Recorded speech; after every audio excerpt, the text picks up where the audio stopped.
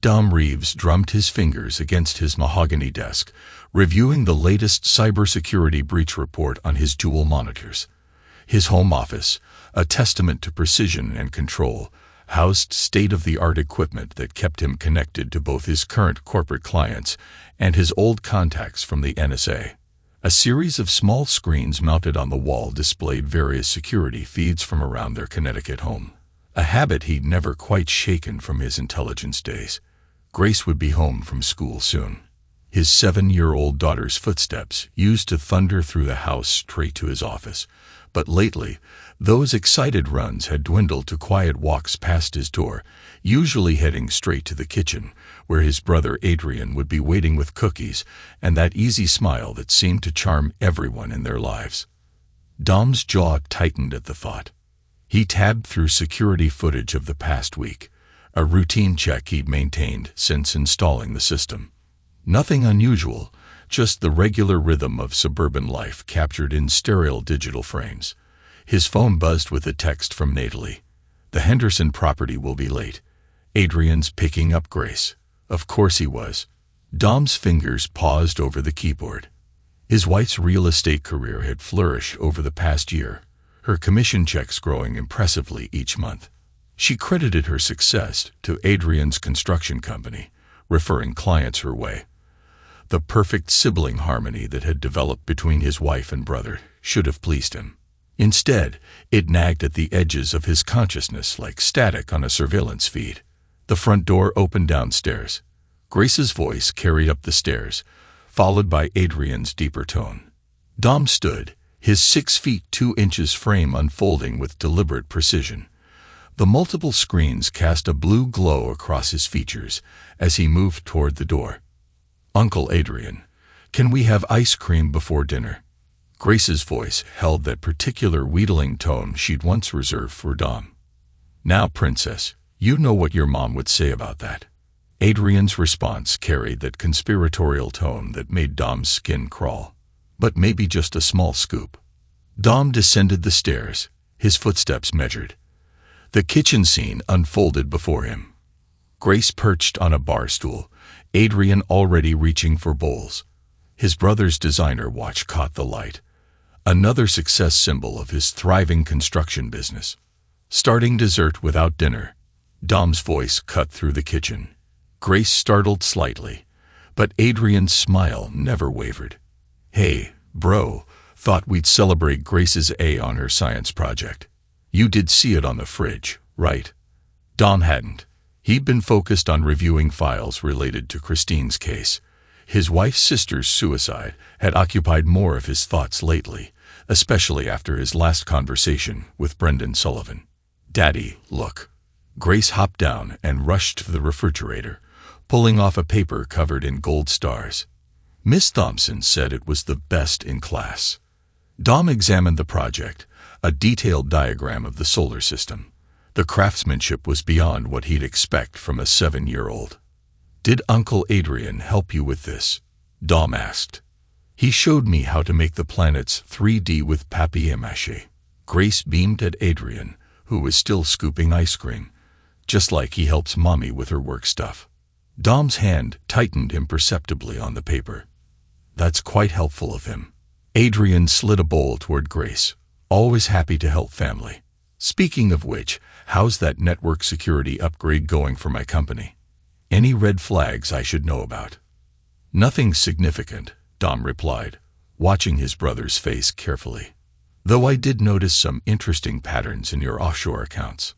Adrian's spoon clinked against the bowl. A microsecond of tension crossed his features before that easy smile returned. Probably just the new international contracts. You know how complicated those payment structures can get. "Daddy, want some ice cream?" Grace held out her spoon, chocolate already smeared across her chin. Dom softened his expression for his daughter. "Not right now, sweetheart. I need to make a call." He turned to Adrian. "Mind watching her until Natalie gets home? I have some work to finish." "Always, bro. Grace and I have some homework to tackle anyway. Don't we, princess?" Dom's daughter nodded enthusiastically, already forgetting her offer of ice cream to her father. He climbed the stairs back to his office. Each step measured despite the rage building in his chest. Once inside, he pulled up his secure messaging system and typed a message to Officer Brendan Sullivan. Need to discuss Christine's case. Tonight, the usual place. The response came quickly. Murphy's, 8 p.m. Dom spent the next few hours combing through Adrian's company records, his brother's laughter occasionally drifting up through the floorboards. When Natalie finally arrived home at 6:30, her heels clicking against the floor announced her presence before her voice called up. "Dom, honey, are you joining us for dinner?" He emerged from his office, watching his wife kick off her expensive shoes. Her real estate success had upgraded her wardrobe considerably in the past year. The diamond tennis bracelet on her wrist caught his attention. He hadn't bought it for her. "Can't tonight. Meeting with a client." The lies slid easily from his lips. Years of intelligence work had taught him the value of misinformation. Natalie pouted, an expression that once would have weakened his resolve. Adrian made his famous lasagna. "Sure, you can't reschedule," Dom replied. "Unfortunately not. But you three enjoy." He kissed her cheek, catching a whiff of unfamiliar cologne. "New perfume. Oh, just something I wore for the luxury home showing today. You know how those high-end clients are about details." Dom nodded, already moving toward the garage. "Don't wait up. Might be a late one." Murphy's bar sat on the outskirts of town, its neon sign flickering in the growing darkness. Dom arrived precisely at 8 p.m., finding Brendan Sullivan already nursing a beer at their usual corner booth. "You look terrible," Brendan offered his greeting. Dom slid into the seat. "Christine's case has been keeping me up." Dom signaled the bartender for his usual bourbon. "You said something last time about the evidence being too clean." Brendan glanced around before leaning forward. "Yeah, every loose end perfectly tied up. The pill bottles, the note, the timeline. In 20 years of police work, I've never seen a suicide scene so perfectly arranged. Almost like someone knew exactly what we'd look for." Dom's drink arrived, and he took a measured sip. "Tell me about the night you found her." "Got the call around 2 a.m. Neighbor complained about music being too loud. We arrived to find the apartment locked. Music blasting. Broke down the door and found her in the bathtub. The water was still warm. Time of death. Me, I put it between 10 p.m. and midnight. But here's the thing. Her phone showed texts sent to your wife at 1 a.m. Last communication before the suicide note, email at 1:30. Dom's fingers tightened around his glass. "Those texts still available?" "Officially?" "No. Evidence was closed with the case." "Unofficially?" Brendan slid a USB drive across the table. "I made copies of everything. Something about this case never sat right with me. Especially after what Christine told me the week before." "What did she say?" "She was scared." Dom nodded. "She had proof of something big. Something that would tear your family apart. She wanted to file a police report but wouldn't tell me exactly what it was about. Said she needed to gather more evidence first." Brendan finished his beer. 2 days later, she was dead. Dom pocketed the drive. "Any surveillance footage from her building?" "Conveniently corrupted. Technical glitch according to the building manager. Your brother's construction company handles their security system, right?" The bourbon burned Dom's throat. "Adrian's company handles security for half the buildings in town now. Very successful expansion last year." "Yeah, right after Christine died." Brendan signaled for another round. "You know what else is interesting? Your wife listed Christine's apartment 3 days after the funeral. Sold it within a week. Cash offer. Well above market value. Who bought it?" "Shell company. Tried to trace it, but the ownership documents lead to offshore accounts." Dom's mind raced through the implications. The offshore accounts I'd noticed in Adrian's records. The perfectly clean crime scene. The convenient technical glitches. I need copies of everything from the original investigation. Already in that drive. "But Dom." Brendan leaned closer. "Be careful. Christine was scared of someone close to her. Someone who knew her routines, her habits. Someone who could access her apartment without raising suspicion. Someone like family. Dom finished his drink. The drive home gave Dom time to process the information. The house was dark when he arrived, except for a light in the master bedroom. He entered quietly, years of training making his movements silent. Natalie's voice drifted down from upstairs, followed by a male laugh that wasn't his. Dom froze, then moved to the security panel in his office. The cameras he'd installed showed his bedroom door close. Voices muffled but present. His fingers flew over the keyboard, accessing the audio feed. Natalie's voice came through clearly.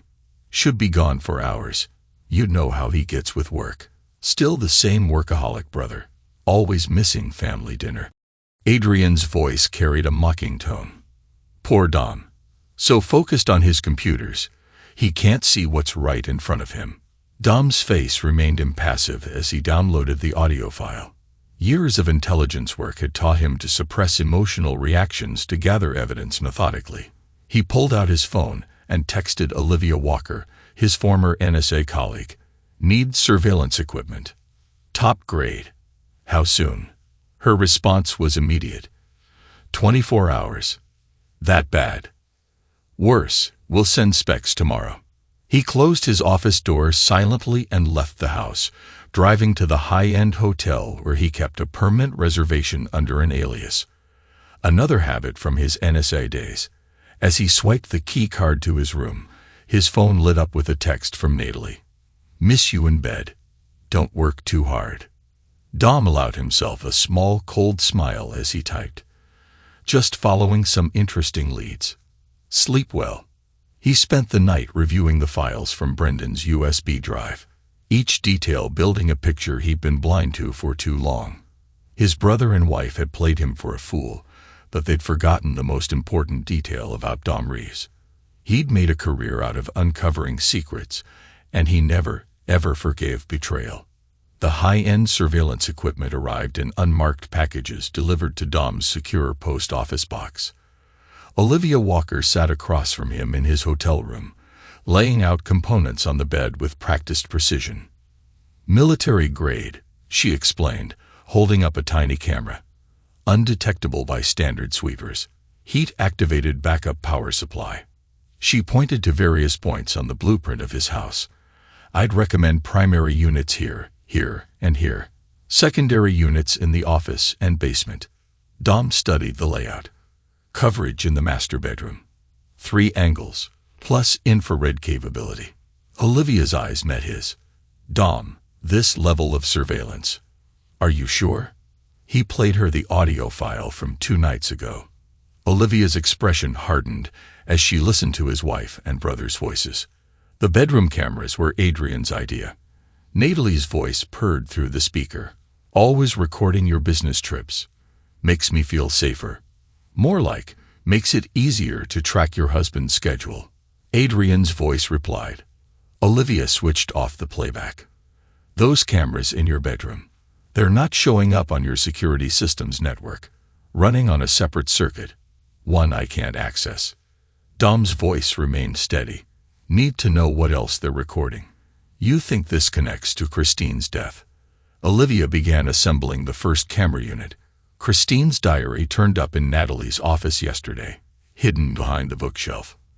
Pages missing around the date of her death. Dom pulled out his laptop, showing her the scanned pages. Look at this entry from 3 months before she died. Olivia read aloud. N thinks I don't know about the offshore accounts. About the real reason for A's sudden success, but I have proof now. Pictures that will expose everything.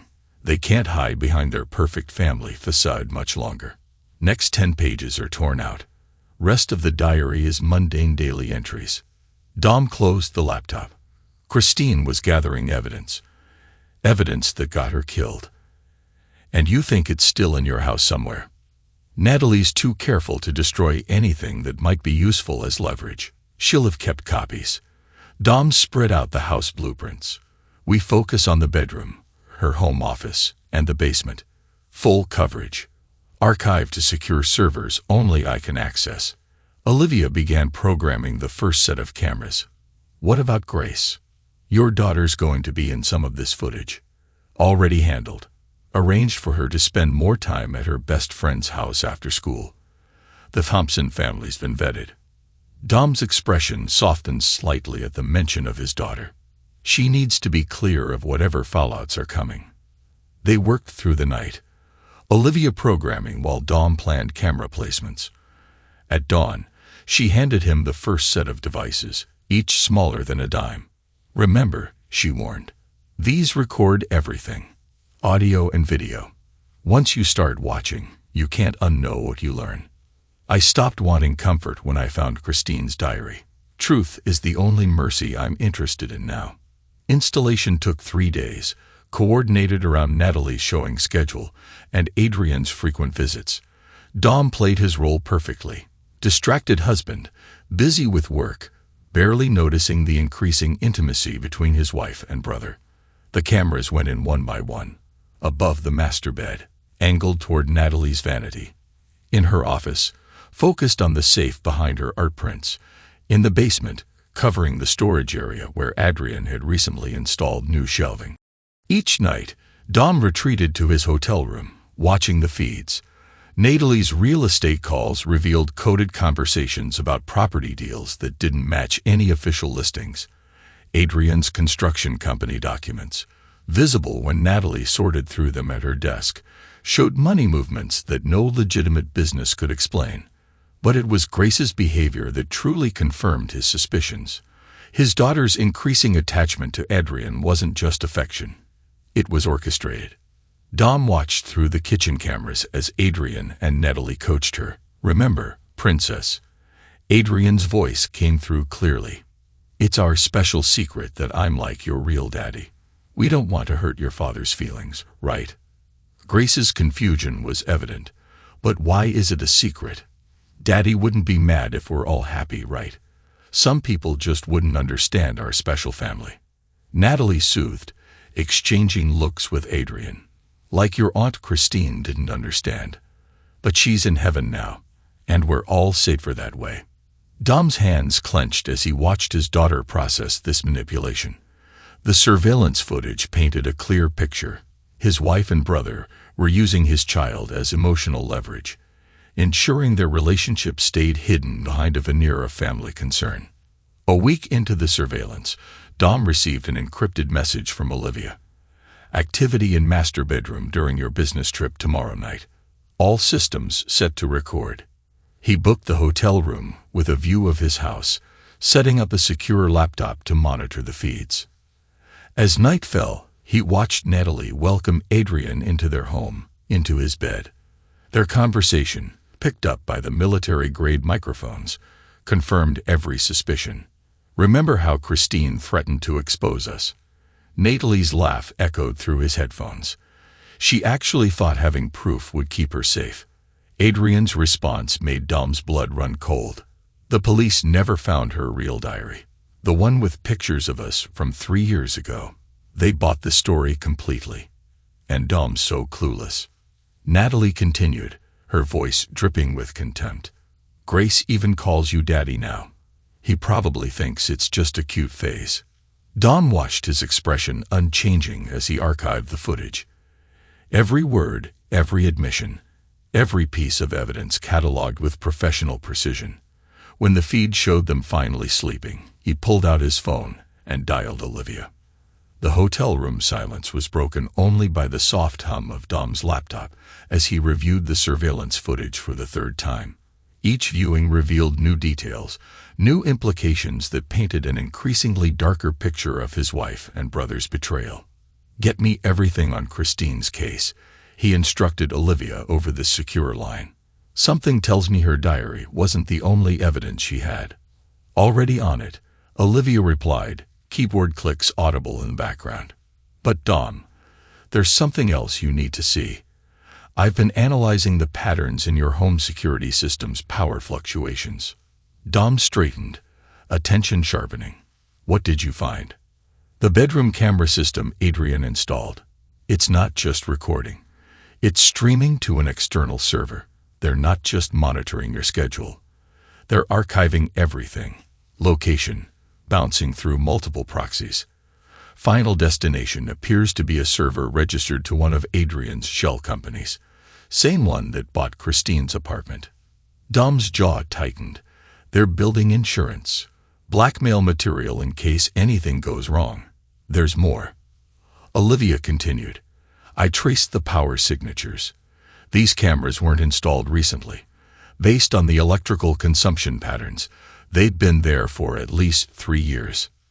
Before Christine's death, Dom noted, his voice dangerously calm. Exactly. And Dom. The footage isn't just stored on their server. It's being backed up to multiple locations. Someone's very interested in keeping these records safe. Dom pulled up the thermal imaging feed from his bedroom. Adrian and Natalie's forms showed as bright heat signatures tangled in his sheets. His sheets, the magnitude of their arrogance fueled his rage, but his voice remained steady. Send me everything you find. I want server locations, backup sites, all of it. He switched to the basement feed, watching as Adrian's heat signature moved through the house earlier that day. And Olivia. Check the basement construction records. Adrian installed new shelving last month. I want to know what's behind those walls. Already scanning. Thermal imaging shows a cold spot behind the east wall, consistent with a hidden storage space. Olivia paused. You're not going to like what else I found. Those offshore payments from Adrian's company. They didn't start with Christine's death. They started 5 years ago. The timeline clicked in Dom's mind. Right after our parents' accident, the insurance payout went through Adrian's company accounts before being distributed. Significantly more was processed than what you received as your share. Dom's free hand curled into a fist. They'd been planning this for years, using my own security expertise against me, watching, recording, manipulating every aspect of my life. What are you going to do? Dom's gaze fixed on the surveillance feed, watching his wife and brother sleep in his bed, their confidence and their control over him evident in their peaceful rest. I'm going to let them think they've won, he replied.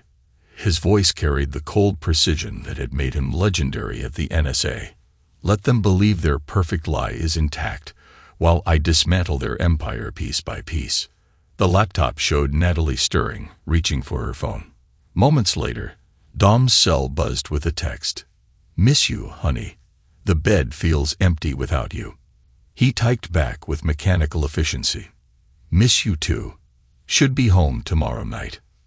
Good, came a reply. Adrian's coming over for dinner. Says he has big news about the company.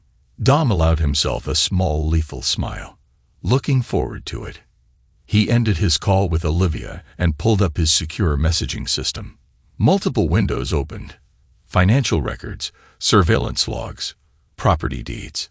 Each piece of evidence carefully archived and cross-referenced. The truth about Christine's death, his parents' accident, his brother's criminal empire. It was all there, hidden in plain sight. His phone buzzed again with a picture from Natalie. Grace asleep in her bed. Adrian sitting beside her reading a bedtime story. The message read, Your brother's so good with her. We're lucky to have him.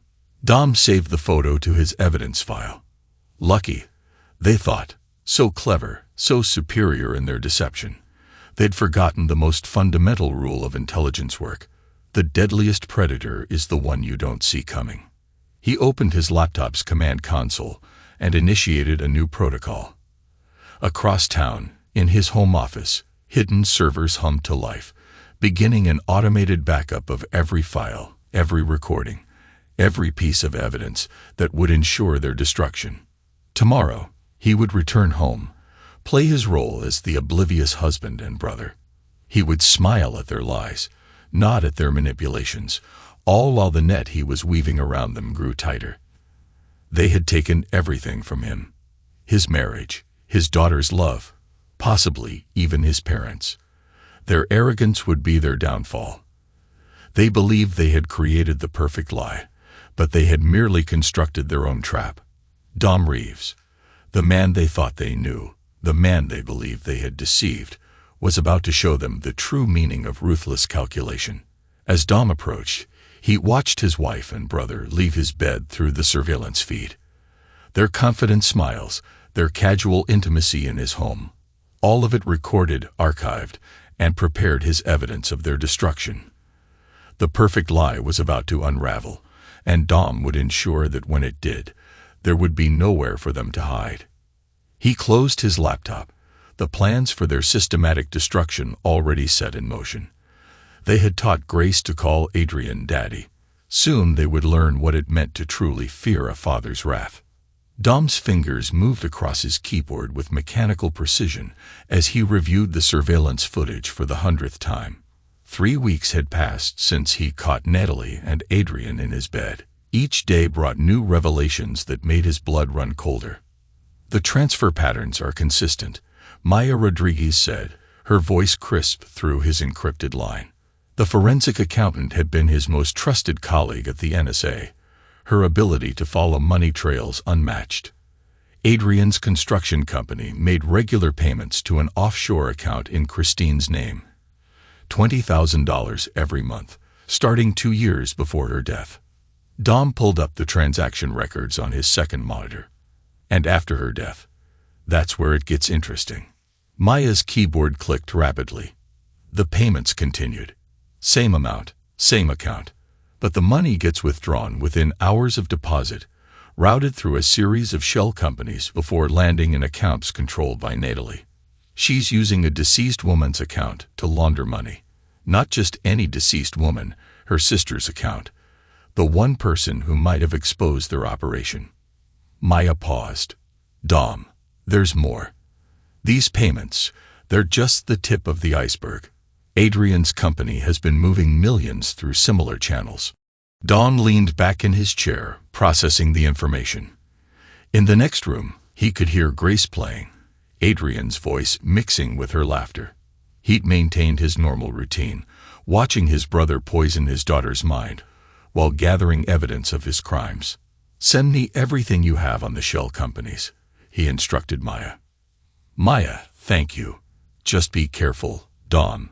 People who move this kind of money don't hesitate to eliminate threats. After ending the call, Dom accessed the surveillance feed from his home office. Natalie sat at her desk, sorting through property listings. The camera hidden in her desk lamp captured every detail as she made notes on various properties that never appeared in any official listings. A knock at his door interrupted his observation. Come in. Detective Andrea Parker entered, her expression grave. She'd been the lead investigator on Christine's case, and her relief at Dom's approach with new evidence was palpable. You need to see this, she said, placing a thick file on his desk. I've been reviewing similar cases connected to Adrian's business dealings. 2 other suspicious deaths in the past 5 years, both ruled suicides. Both victims had connections to his construction projects. Dom opened the file, studying the crime scene photos. Sane emo. Really similar. Too clean. Too perfect. Like Christine's case. Andrea pulled out specific photos. Look at the pill bottles, the arrangement of personal effects. It's almost identical in each case. They perfected their technique. Dom noted, his voice devoid of emotion. Christine wasn't their first victim. There's something else. Andrea hesitated. I spoke with Grace's therapist, Dr. Laura Bennett. She shared something disturbing from their sessions. Dom's attention sharpened. What did she say? Grace has been drawing pictures, specific pictures of Daddy Adrian and Natalie in the basement the night Christine went to heaven. Dr. Bennett initially thought it was just a child processing grief, but my daughter witnessed something. Dom's hands clenched imperceptibly. The drawings are detailed. Dom shook his head. Too detailed for imagination. Dr. Bennett kept copies. Andrea placed a folder on his desk. She's worried about Grace's safety. Dom opened the folder, studying his daughter's artwork. Crude crayon drawings showed figures in the basement, one lying still while others moved around it. The date on the drawings matched the night of Christine's death. Have you interviewed the therapist formally? Not yet. Wanted to run it by you first, given the delicacy of the situation. Dom nodded, his mind already calculating the implications. Set up a meeting. Official channels. We need her testimony properly documented. After Andrea left, Dom accessed the basement surveillance feeds.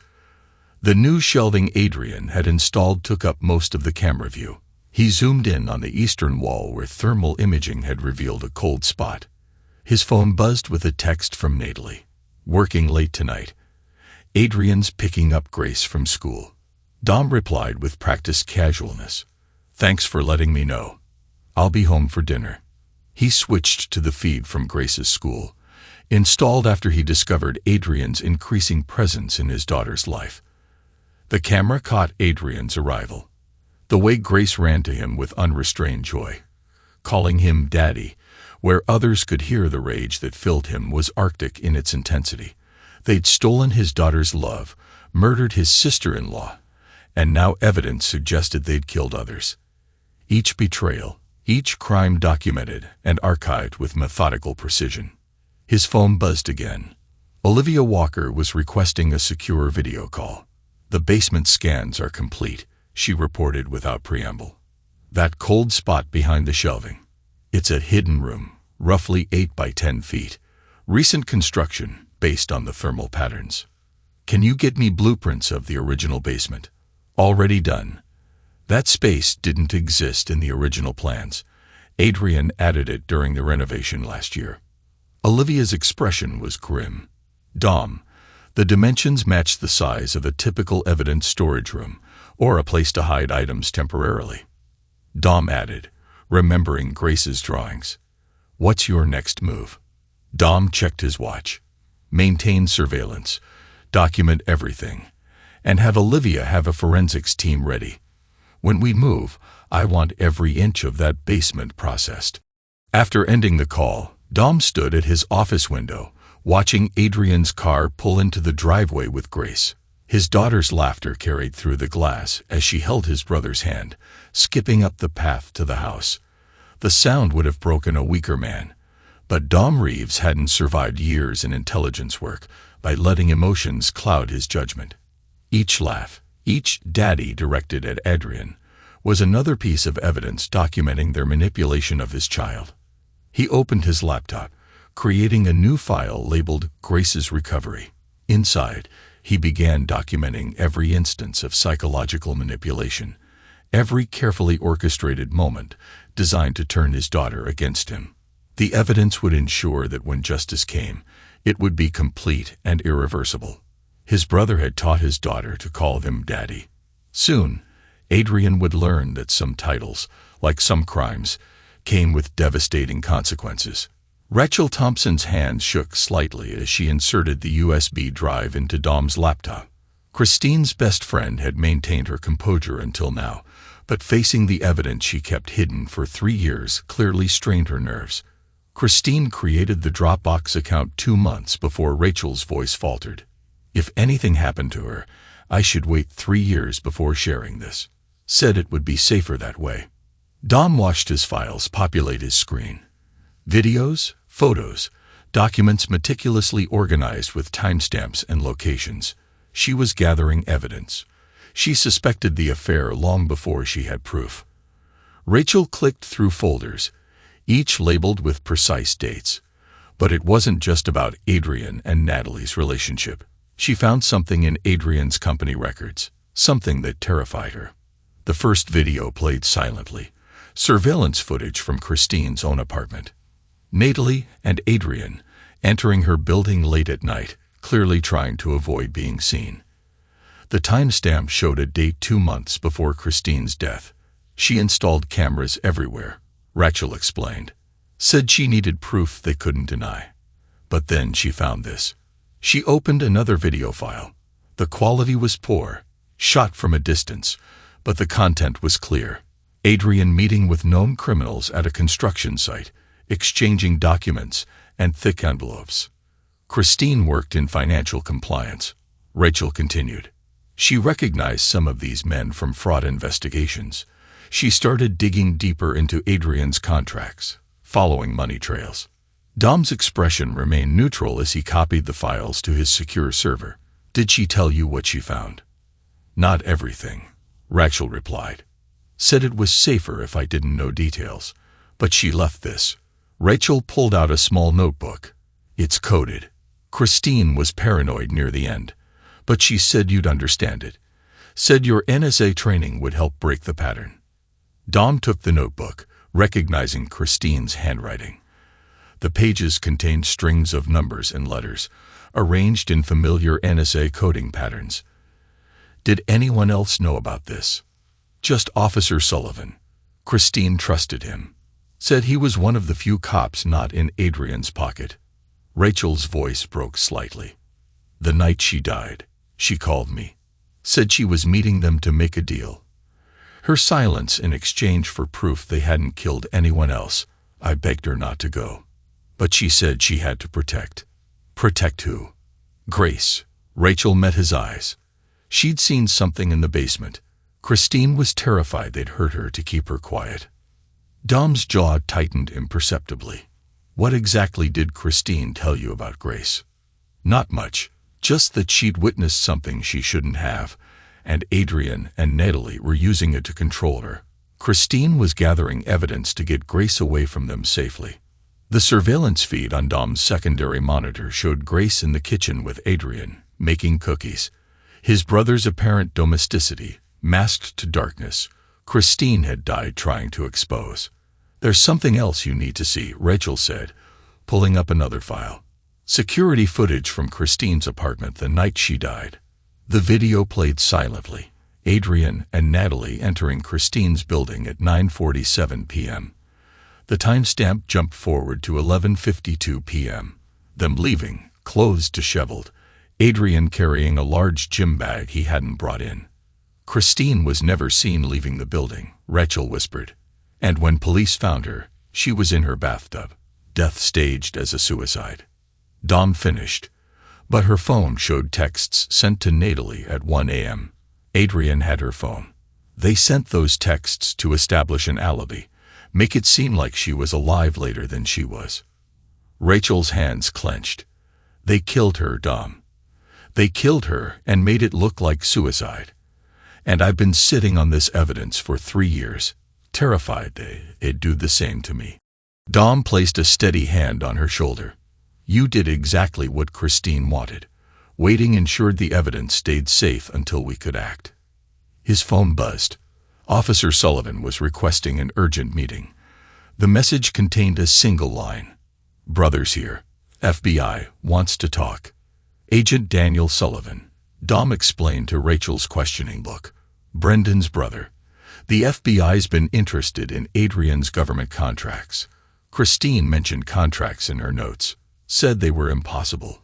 Buildings completed too quickly. Costs too low. Money laundering. Dom confirmed, using construction projects to clean dirty money. "The question is, how many people died to keep it hidden?"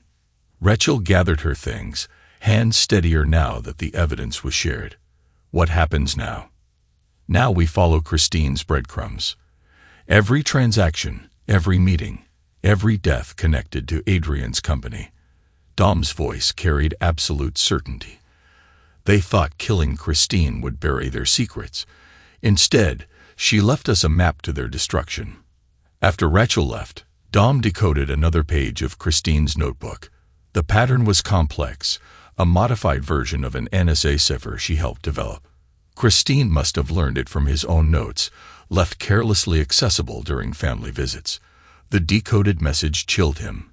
A +N involved in parents' accident. Insurance money funded initial operation. First legitimate contracts equals government buildings. Pattern established. His phone buzzed again. The FBI meeting was set for tonight. Dom accessed his home surveillance system, watching Adrian play with Grace in the living room, while Natalie prepared dinner. Their performance as the perfect family was flawless. He opened a secure line to Olivia. "I need everything you can find on my parents' accident. Focus on insurance payouts and Adrian's company accounts from that period." "Already on it," Olivia replied. "And Dom." Agent Sullivan sent over Adrian's government contracts. The numbers don't add up. Buildings that should have cost millions were completed for a fraction of the cost. They're using the contracts to launder money, Dom confirmed. The question is, how many people in the government are involved? Based on these approval signatures, too many to be a coincidence. Dom watched Adrian help Grace with her homework, rage crystallizing into Arctic determination. His brother hadn't just stolen his wife and daughter. He built a criminal empire on their parents' deaths, using government contracts to clean blood money. Stay on the money trail, he instructed Olivia. A meeting with the FBI tonight. Time to expand the investigation. After ending the call, Dom studied Christine's notebook again. His sister-in-law had died protecting his daughter, ensuring the evidence would surface when Grace was old enough to be safe from manipulation. He owed Christine more than justice. He owed her the complete dismantling of the empire built on her murder. The pattern emerged with devastating clarity as Dom assembled the evidence on his secure server. Adrian's construction company wasn't just laundering money. It was the center of a criminal enterprise that had grown beyond even Dom's initial suspicions. Natalie's real estate business provided the perfect cover. Properties purchased through shell companies, renovated by Adrian's firm using laundered money, then sold at inflated prices to other criminal organizations. Each transaction cleaned millions in dirty money while generating legitimate-looking profits. The scale is staggering, Maya reported during their secure video call. I've traced over 50 properties in the last 2 years alone, each one following the same pattern. Purchase, renovation, sale, all involving known criminal entities. Dom studied the transaction records, and Christine found this. Based on the notes in her coded notebook, she discovered the pattern through her compliance work. She was going to report it, but then they killed her. Dom finished. His voice remained steady, but his hands clenched slightly. What about the government contracts? That's where it gets interesting. Maya pulled up new documents. Adrian's company consistently underbid competitors by impossible margins. The buildings were completed faster than physically possible given the specifications. They weren't actually completing the work to code, Dom realized. Using substandard materials, cutting corners, then bribing inspectors to approve the projects. Exactly. The difference between the contract value and actual costs was pure profit. Millions and taxpayer money funneled directly into their money laundering operation. A knock at his office door interrupted their discussion. Thomas Fletcher, Adrian's business partner, entered without waiting for acknowledgement. His usual polished appearance was disheveled, fear evident in his movements. They know. Thomas blurted out. Adrian suspects someone's investigating. He's been making calls, shredding documents. Dom ended his call with Maya, focusing on the nervous man before him. Sit down, Thomas. Tell me exactly what you've heard. It's not what I've heard. It's what I've seen. Thomas pulled out his phone, hands shaking slightly. My wife. She photographed these meetings at our vacation home. Natalie with people we shouldn't know. People connected to. He trailed off, but Dom understood. Criminal organizations. The ones buying your properties. Thomas's head snapped up. You know, I know everything, Thomas, about the money laundering, the government contracts, the murders. Dom's voice carried absolute certainty. The question is, what do you know? Murders. Thomas went pale. I knew about the financial stuff. Hard to miss when you're signing the papers, but murders. Christine wasn't the first. Dom stated flatly. Based on the evidence, she wasn't the last. How many projects have been delayed because key people disappeared at convenient times? Thomas slumped in his chair. I didn't want to see it. The competitors who suddenly dropped their bids, the inspectors who changed their reports overnight. Adrian said it was just business. Show me the photos your wife took. The images on Thomas' phone told a clear story. Natalie meeting with known criminals, exchanging documents. The dates corresponded with major property sales, each one moving millions and laundering money through their operation. My wife, Thomas swallowed hard. She's been receiving threats, pictures of our children at school, messages about accidents that could happen. Dom studied the man before him. Thomas Fletcher had helped build this criminal enterprise, whether through active participation or willing blindness. But fear for his family had finally broken through his denials. "I need everything," Dom stated. "Documents, recordings, anything that shows the full scope of the operation. In return, I'll ensure your family's protection. Adrian will kill us. Adrian will be in prison." Dom's certainty was absolute. "Along with everyone involved in this operation, the only question is whether you'll be treated as a witness or an accomplice." Thomas pulled out a small USB drive. "I've been keeping records. Insurance, I called it. Every transaction, every meeting, every threat. It's all here." "Smart man," Dom commented, taking the drive. "Now tell me about Grace." "Grace," Thomas frowned. "What about her?" "My daughter's drawings. The basement. The night Christine died." Understanding dawned on Thomas's face. "The renovation. Adrian insisted on doing it himself. Said it was a special project. We had crews scheduled, but he canceled them. Brought in his own people. People who know how to build hidden rooms. People who know how to keep secrets." Thomas wiped sweat from his forehead. "I saw Grace there that night. She was supposed to be at a sleepover, but Adrian brought her home early. I was dropping off contracts, and she was sitting on the basement stairs. Adrian was shouting at someone. A woman. I couldn't see who. Natalie came down and took Grace upstairs. When I tried to go down, Adrian stopped me. Said they were handling a family matter." Dom's expression remained neutral, but his fingers tightened on his desk. The next day, Christine was dead. Adrian had the basement sealed off for renovations the same week. When it reopened, everything looked different. New shelving, new walls. The surveillance feed on Dom's monitor showed Grace in her room, drawing another picture.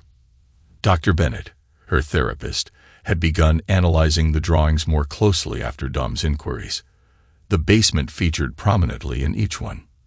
"Your wife's photos," Dom redirected. "When was the last meeting she documented?" "Last week, Natalie met with someone at the vacation house. My wife said it looked tense. Like an argument." Thomas hesitated. "She overheard something about loose ends and cleaning house." Dom accessed his surveillance system, pulling up footage from Grace's latest therapy session. His daughter sat cross-legged on the floor, drawing with intense focus. "What's this picture about Grace?" Dr. Bennett's voice asked gently. "The basement, where Aunt Christine went to sleep." Grace's crayon moved in determined strokes. "Daddy Adrian said she needed a special place to rest. And where's that special place?" Grace pointed to a dark rectangle in her drawing, behind the shelves. "But it's a secret. They said I can't tell Daddy Dom because he wouldn't understand. Your daughter needs protection," Thomas said quietly, watching the footage. "When they realize I've talked, they won't get near her." Dom's voice carried deadly certainty. "The FBI is already involved. Agent Sullivan's team has been building a case around the government contracts. Your evidence adds the final pieces." "What happens now?" Thomas asked. "Now you get your family somewhere safe. Agent Sullivan will arrange protective custody." Dom's focus returned to his monitors. "The rest is already in motion." After Thomas left, Dom reviewed Grace's therapy sessions again. Each drawing revealed more details.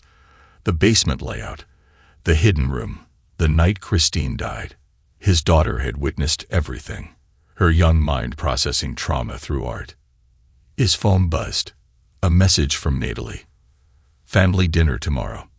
Adrian has big news about the company." Dom's reply was measured. Wouldn't miss it. He opened his secure line to Agent Sullivan. "How soon can you move?" "Teams are in position. Just waiting for the final evidence review," Agent Sullivan responded. The FBI agent paused. "Dom, about Grace's drawings. She's a witness." Dom stated flatly, "My daughter watched them murder her aunt. Every drawing, Every therapy session is documented evidence of their crimes. We'll need her testimony. You'll get it. But first, we dismantle their empire. Piece by piece. Dom accessed Christine's coded notebook again, starting with the basement.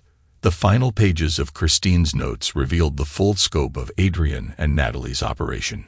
Government contracts, money laundering, multiple murders, all built on the foundation of their parents' accidental death.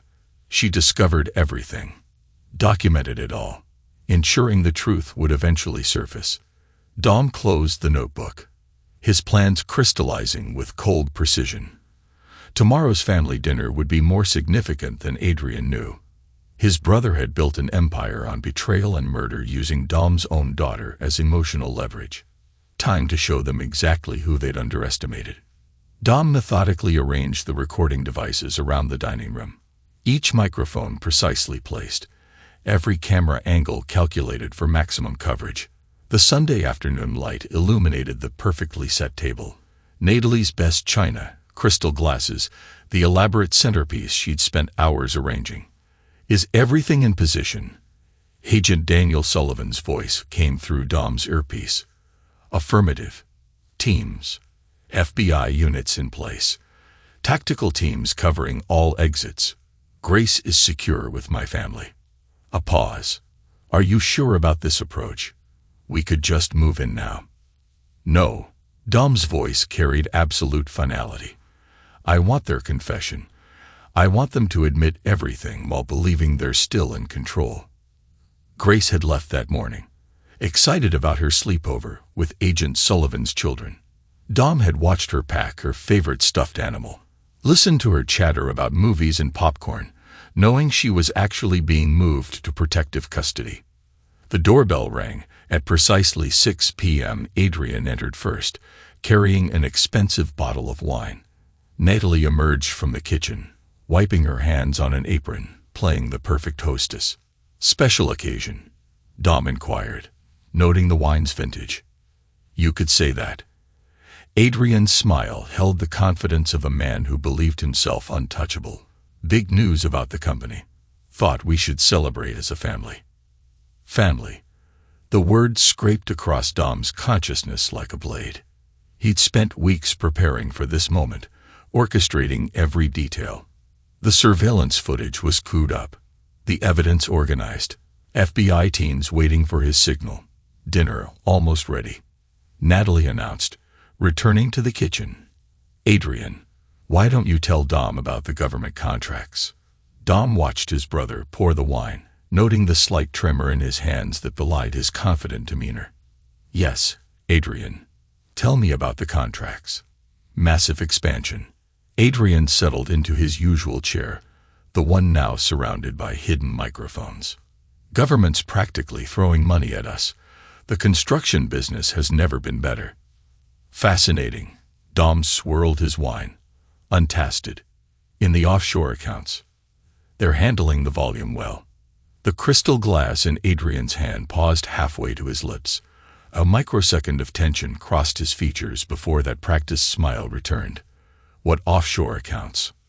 The ones in Christine's name. Dom's voice remained conversational. Interesting choice, keeping them active after her death. Though I suppose dead women can't object to their accounts being used for money laundering.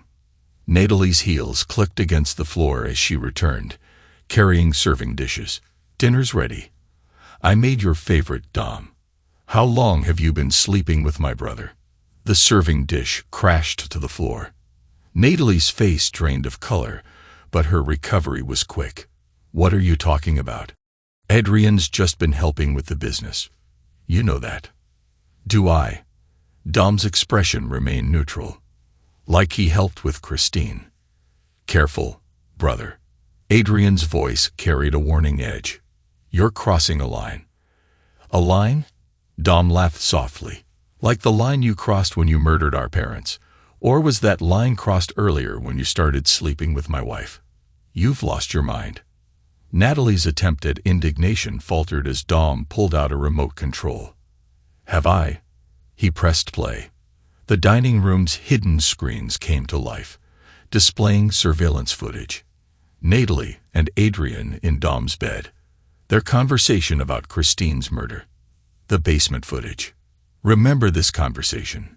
Dom's voice cut through their shocked silence. She actually thought having proof would keep her safe.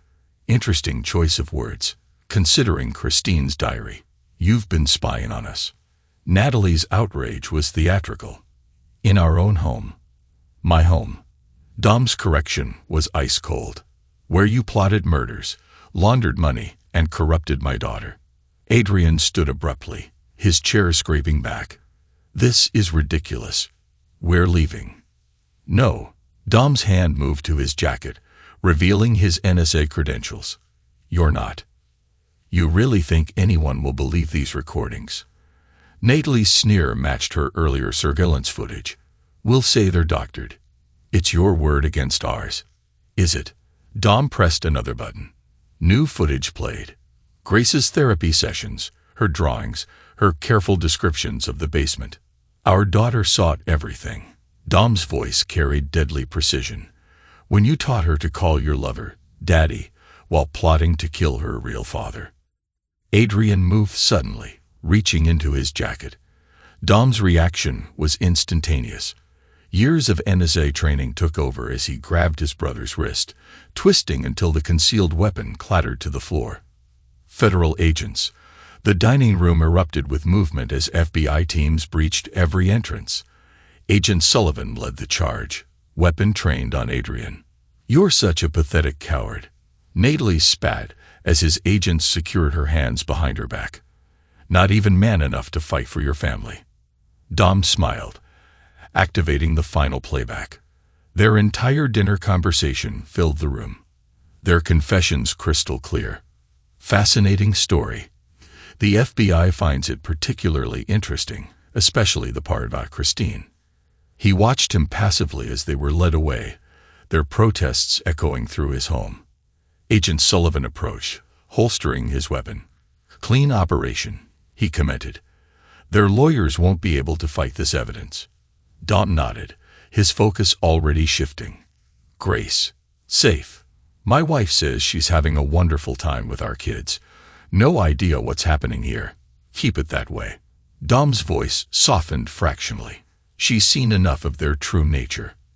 As FBI evidence teams swarmed the house, Dom stood in his dining room, surrounded by the wreckage of Natalie's perfect table setting.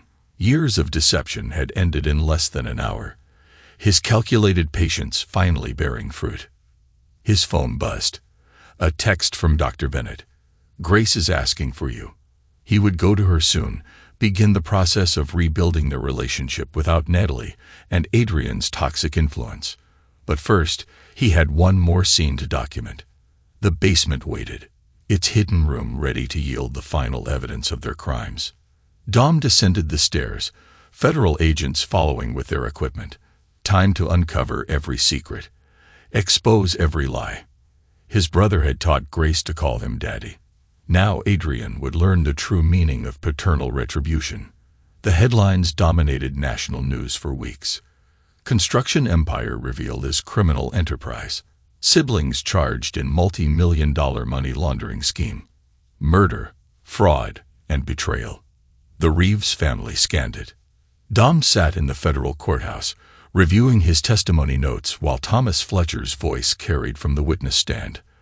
The former business partner's evidence had proven crucial, his detailed records destroying any hope Adrian had of claiming ignorance. The properties were never meant to be legitimate investments, Fletcher explained to the jury. Each sale was carefully structured to clean money for criminal organizations. Adrian and Natalie orchestrated everything. The prosecutor, Sarah Chun, displayed financial records on the courtroom screens. And these offshore accounts. Can you explain their purpose? They were insurance. Fletcher's voice shook slightly. Each person who threatened to expose the operation ended up with an account in their name. After they died, the account stayed active for money movement, like Christine Reeves' account. Objection. Adrian's lawyer jumped up. Speculation. Overruled. Judge Harrison's voice was firm. The witness may answer. Fletcher nodded, tore the evidence down. Christine discovered the pattern. She threatened to expose everything. A week later, she was dead. But her account became one of the most active in the network. Dom watched his brother's face as Fletcher testified. Adrian maintained his composed expression, but his hands clenched periodically, revealing his growing desperation. The evidence was overwhelming.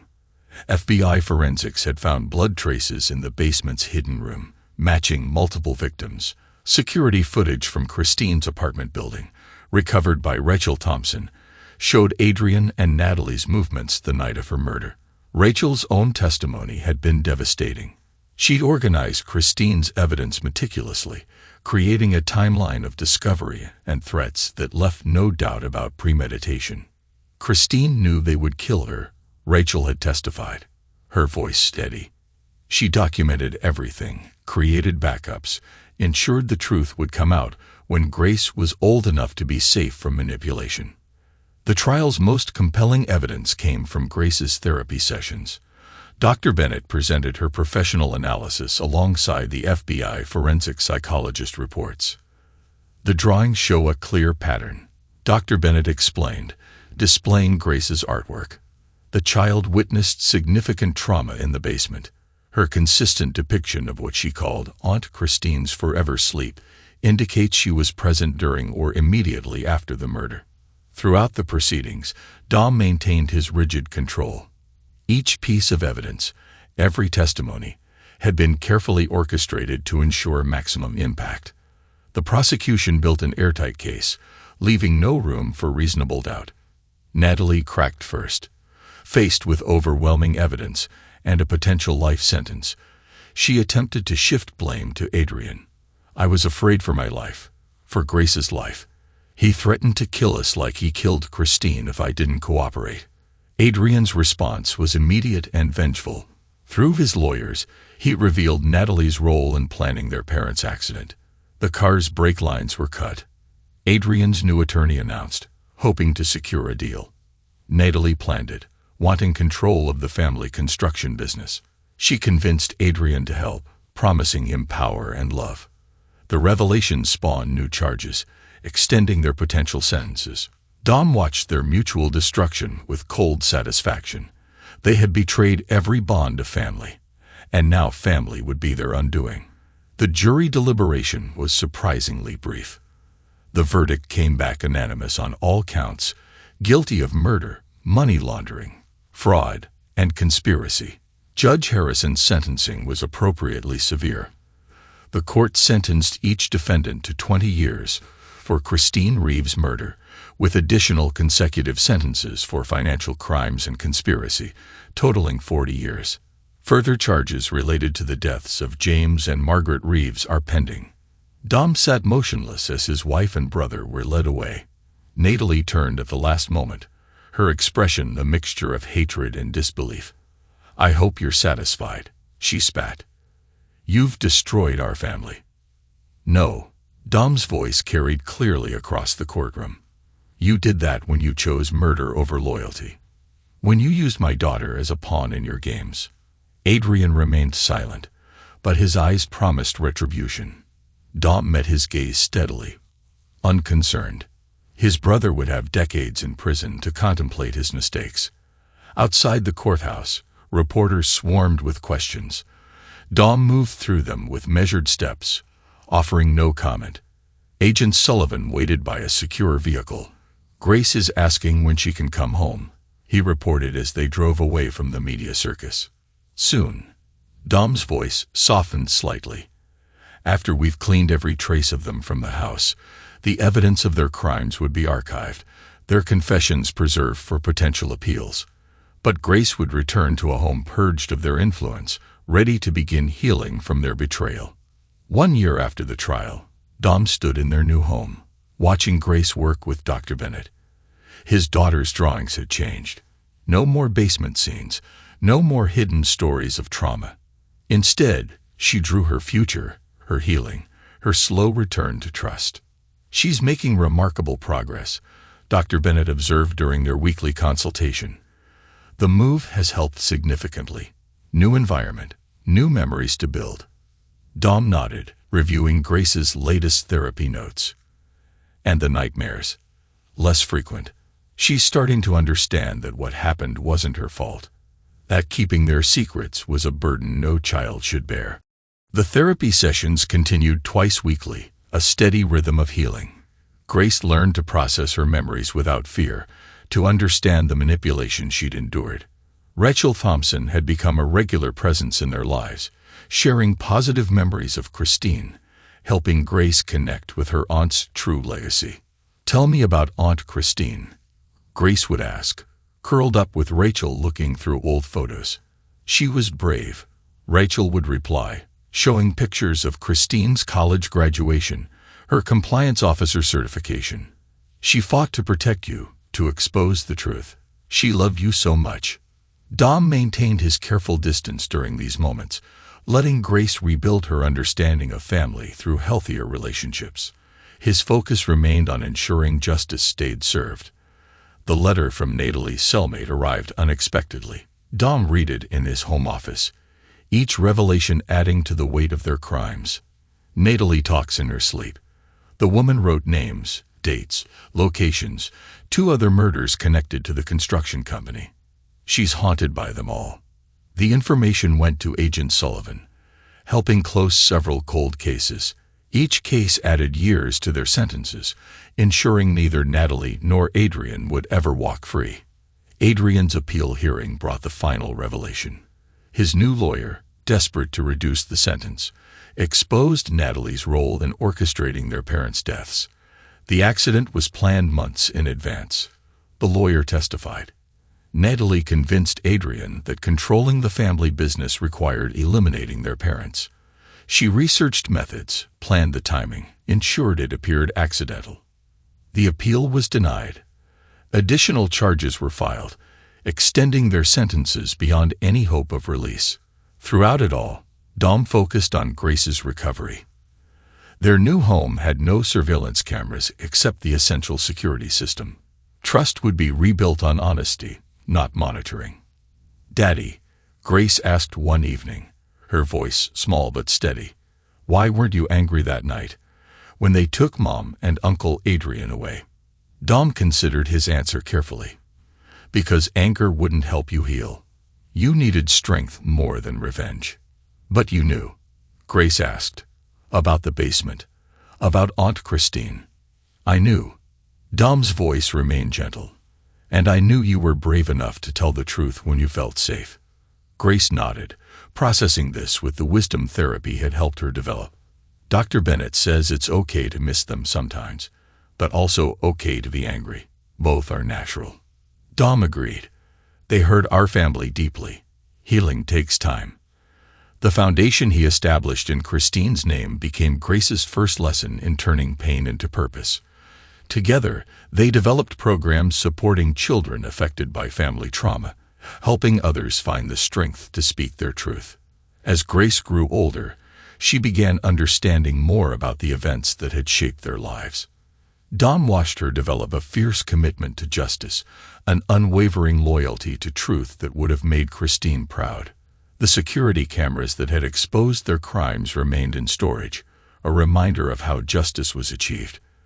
But their new home was built on different foundations: trust, honesty, and the unshakable bond between a father and daughter who had survived betrayal together. Grace eventually understood why her father had remained so calm that night of the arrest. True strength lay not in an immediate reaction, but in the calculating precision required to protect those you love. Dom had demonstrated that justice served cold and methodically was the most devastating revenge of all. Epilogue. 10 years after the trial, Dominic Reeves stood in his private office at the Christine Reeves Foundation, reviewing the latest case files. The organization had grown beyond his initial vision, now operating nationwide to support victims of financial fraud and domestic abuse. More importantly, it had become a powerful force in helping children heal from family trauma. His secure phone buzzed, Agent Daniel Sullivan's direct line. "Natalie's dead," Sullivan said without preamble. "Found in her cell this morning." Dom's expression didn't change as he accessed his secure terminal. "Natural causes." Officially, yes. But her cellmates suggest otherwise. Apparently, some of the criminal organizations they laundered money for never forgave the exposure of their operations. Adrian, still in maximum security. The additional charges from the parents' murder investigation added another 30 years to his sentence. He stopped filing appeals. Dom closed the terminal. Considering the implications, Grace should hear this from me. How is she? Sullivan asked. Graduating law school next month. Top of her class at Yale. Specializing in financial crimes and victim advocacy. His daughter had transformed her trauma into purpose. At 17, Grace had begun speaking at foundation events, sharing her story to help other children find their voice. Now at 22, she was poised to become a formidable force in prosecuting the types of crimes that had destroyed their family. Uncle Dan. Grace's voice carried the confidence of an adult who'd overcome her past. She'd started calling Sullivan that years ago, recognizing the role he'd played in saving their family. Is that you on the line with Dad? Hello, sweetheart. Congratulations on the law review publication. Grace entered Dom's office, her bearing professional in a tailored suit. The scared 7-year-old who'd witnessed murder had grown into a powerful advocate for justice. Thanks, Dad. We're due at the Thompson Center in an hour. Rachel's presenting the new therapy program. The Rachel Thompson Center for Child Advocacy had become the Foundation's flagship project. Christine's best friend had transformed her own grief into a mission, developing innovative therapy programs for children affected by family violence. There's news, Dom said carefully. Your mother was found dead this morning. Grace absorbed this with the composure of someone who'd had years of therapy. Natural causes. Officially, she nodded, understanding the implications. And Adrian? Dom asked. Still serving his sentence. No possibility of parole. Grace settled into the chair across from his desk, her expression thoughtful. I visited him last month, you know, for my thesis research on psychological manipulation and family systems. Dom's eyebrow raised slightly. This was news to him. He's a broken man. Grace continued. Still handsome. Still trying to be charming. But his eyes are dead. He actually tried to apologize, said he never meant for it to go so far. She laughed softly. As if that excuse is murdering his own parents, Aunt Christine, and the others. What did you say to him? I thanked him. Grace's smile held a hint of her father's steel. Thanked him for being so arrogant, so sure of his control that he never saw you coming. His mistakes led to justice, not just for our family, but for all his victims. Dom studied his daughter with quiet pride. She learned to weaponize truth, just as he'd weaponized evidence with precision and devastating effect. His computer chimed with a secure message from his forensic accountant. The forensic accountant had parlayed her work on the case into a specialized FBI unit targeting financial crimes. Her team had just uncovered 3 more cold cases connected to Adrian and Natalie's operation. Maya's found more victims, he informed Grace. Cases from before Christine. Send me the files. I'll have my study group at Yale analyze the patterns. Professor Chun says our research could help change how these cases are prosecuted. Sarah Chun, the prosecutor who'd helped convict Adrian and Natalie, now taught at Yale Law. She'd taken Grace under her wing, recognizing the unique perspective she brought to financial crime cases. A knock at the door revealed Thomas Fletcher. After testifying against Adrian, he'd rebuilt his life using his inside knowledge of money laundering schemes to help law enforcement. His own children now ran victim support programs through the foundation. The new therapy wing at the Thompson Center is ready, he reported. Rachel wants your input on the dedication plaque. The ceremony would mark a decade since Christine's killers were brought to justice. The foundation had helped thousands of victims in that time. Each success attributed to Aunt Grace, barely remembered, but whose courage had saved her life. Have you told her about Natalie? Fletcher asked quietly. Just now. Grace stood, smoothing her suit. We should head to the ceremony. Lives to save, justice to serve. As they drove to the Thompson Center, Dom reflected on the decade since the trial. The evidence that had destroyed Adrian and Natalie's empire had also exposed dozens of corrupt officials, dismantled money laundering networks, and brought justice to multiple murder victims. Dr. Laura Bennett still served as the Foundation's head of psychological services. Her work with Grace had become a model for treating children who witnessed family violence.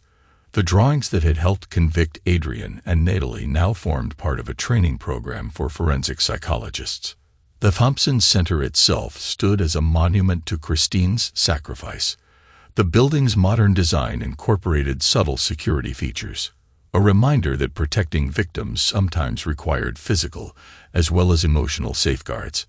Rachel Thompson met them at the entrance, her professional demeanor softening as she hugged Grace. Ready for the grand tour? The new wing doubles our capacity for child therapy sessions. I heard about Natalie, she added quietly to Dom. Karma has a long memory. Inside the center, photographs of Christine lined the main hall, not as a victim, but as the compliance officer whose detective work had ultimately exposed a criminal empire. Her diary, recovered during the trial, had become a teaching tool for law enforcement studying how to track financial crimes.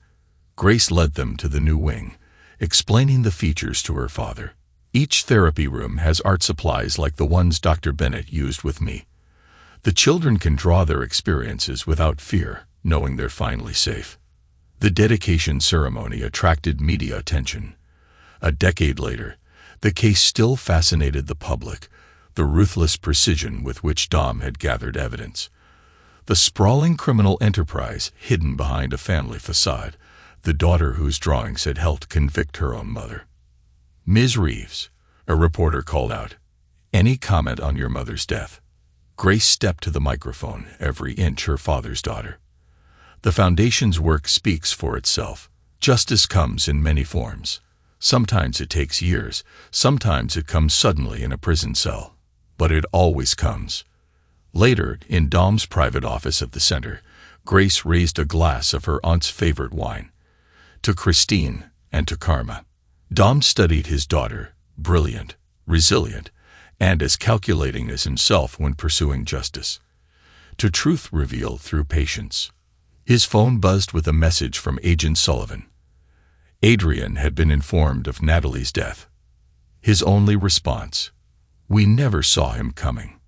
Grace read the message over his shoulder and smiled.